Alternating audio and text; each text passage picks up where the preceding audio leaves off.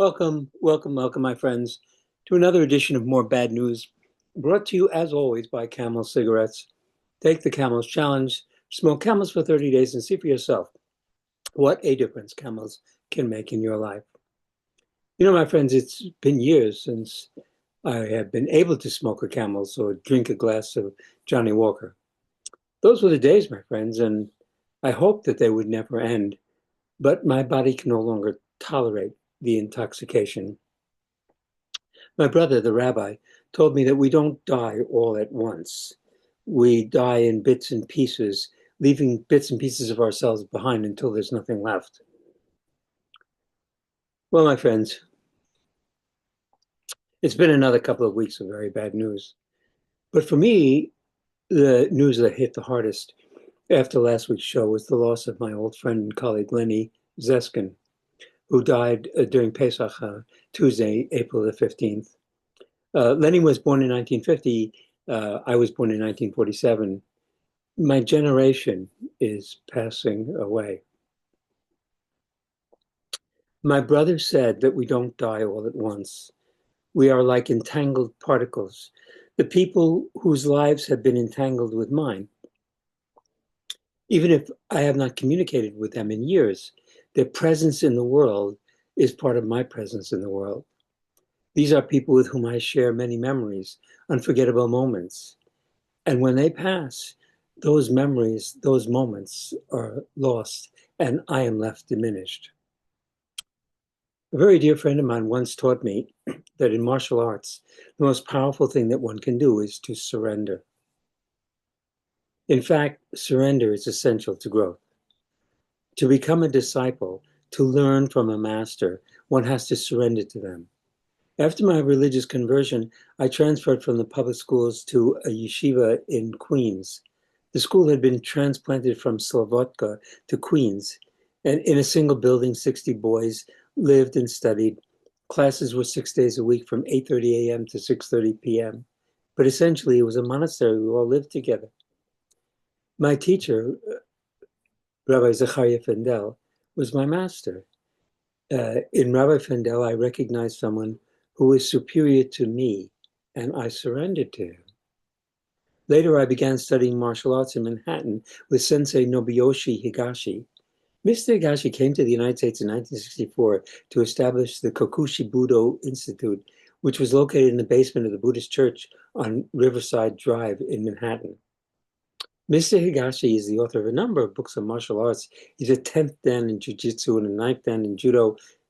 He's 84 and he's still alive. I saw him a few years ago with his son, Shintaro Higashi. Shintaro has a very popular YouTube channel for people interested in judo. When on the mat with Mr. Higashi, there was no doubt that he was the master.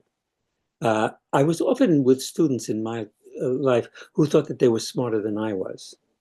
No one ever got on the mat thinking that they were smarter than Mr. Higashi. You're grappling with someone who is superior to you in every way. And the best way for you to learn is to surrender. I know we're all suffering. Out of unmarked vans, men without uniforms or badges who refuse to identify themselves kidnap people off of our streets and whisk them off to oblivion. Our government is at war with our environment, our health, our security, our children, and our elderly. And the response has been mostly silence. There are ineffective protests, but for the most part, there has been silence. According to the latest Pew survey, most Republicans are happy with the first 100 days of this regime. It helps, I think, to remember that there is nothing that we can do to change the course of our collapse. It is completely out of our hands.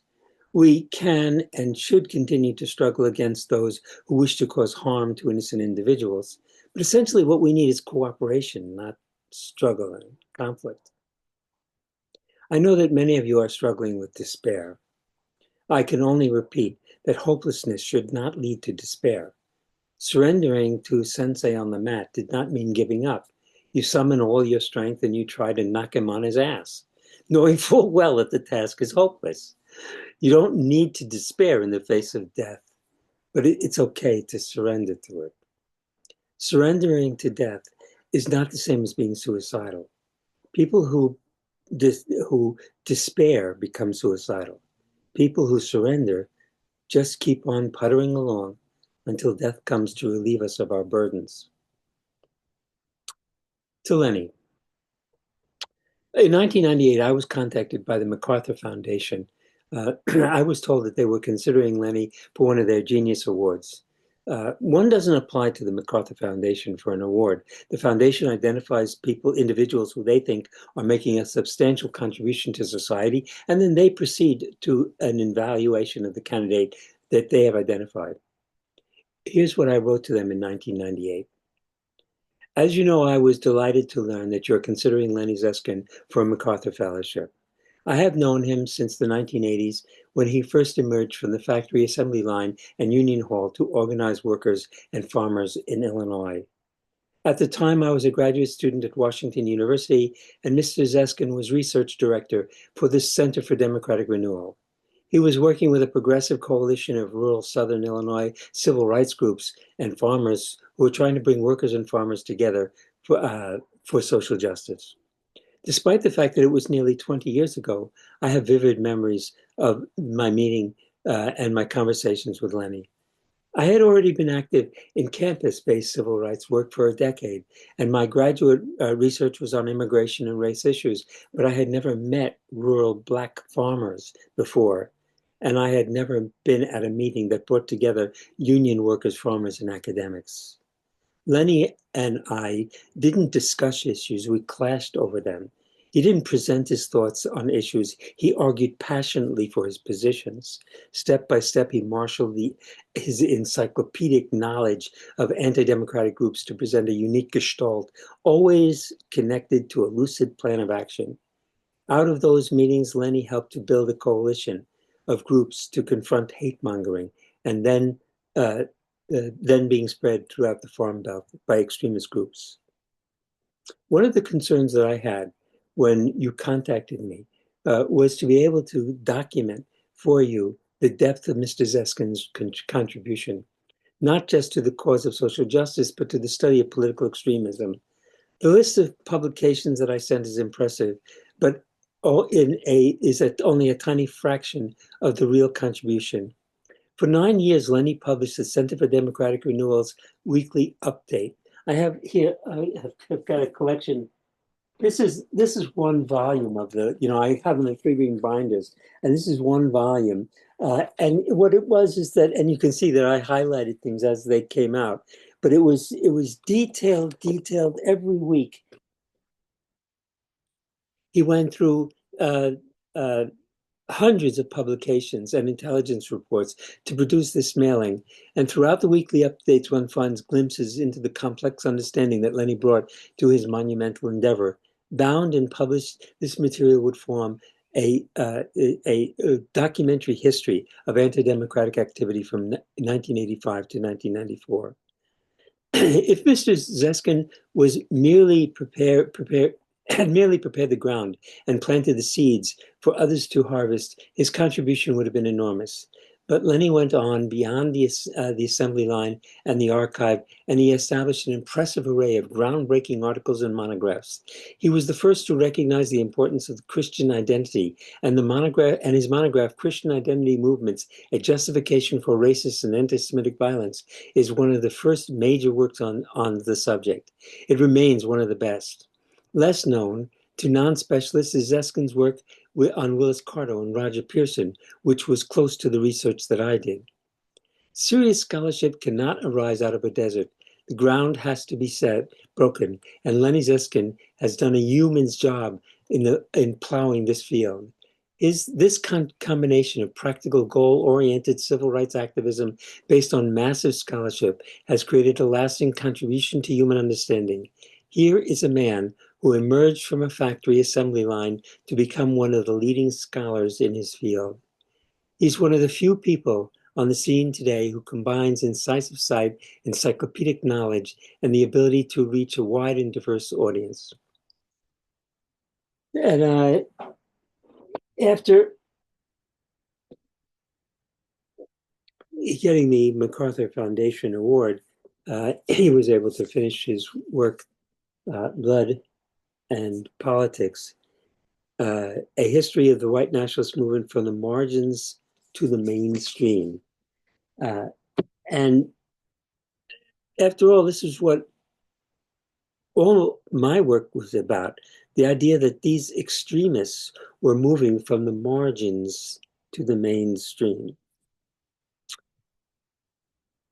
In the year 2000, my dear friend Chuck Allen Jr., who was the original American Nazi hunter, another great activist, scholar, journalist, uh, uh, collapsed into early dementia. And the task of saving his archives fell to me. And well, I called around trying to find help because I couldn't, I needed help to get to New York and take care of things. And when I got to Lenny and Danny Levitas, I found people who said, yes, we will help.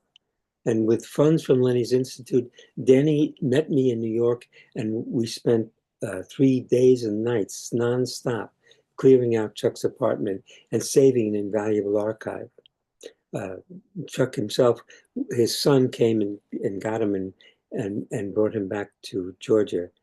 Uh, he's since passed away. I don't remember the year for that either. And here I am in my final days, trying to secure a home for my books.